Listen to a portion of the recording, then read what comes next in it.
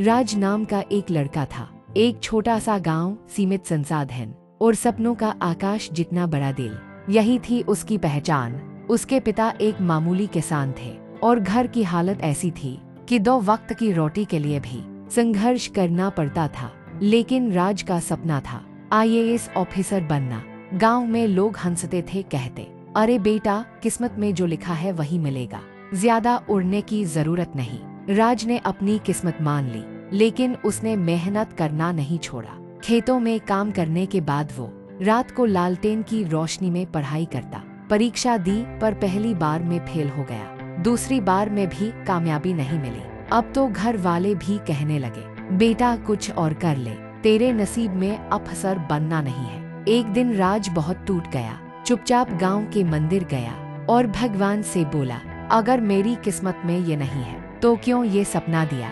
मंदिर में एक वृद्ध साधु ने उसे देखा और पूछा, क्या हुआ पुत्र।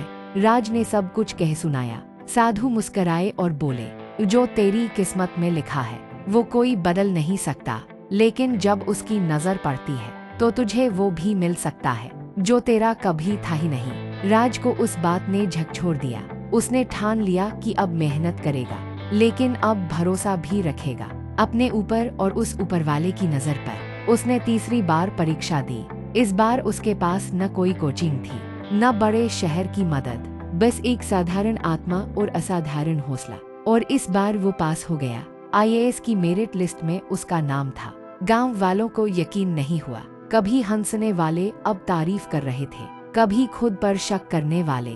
राज के माता पिता अब गर्व से भर गए थे। राज ने अपनी पहली पोस्टिंग पर जाते वक्त मंदिर में फिर वही साधु को खोजा, पर वे अब कहीं नहीं थे। पर वो वाक्य उसे जीवन भर याद रहा, जब उसकी नजर होती है तो तुझे वो भी मिल सकता है जो कभी तेरा था ही नहीं। सीखा, कभी अपनी किस्मत से हार मत मानो, मेहनत करो और भरोसा रखो, क्योंकि जब ऊपर वाले की नजर पड़ती है तो असंभव भी संभव हो जाता है।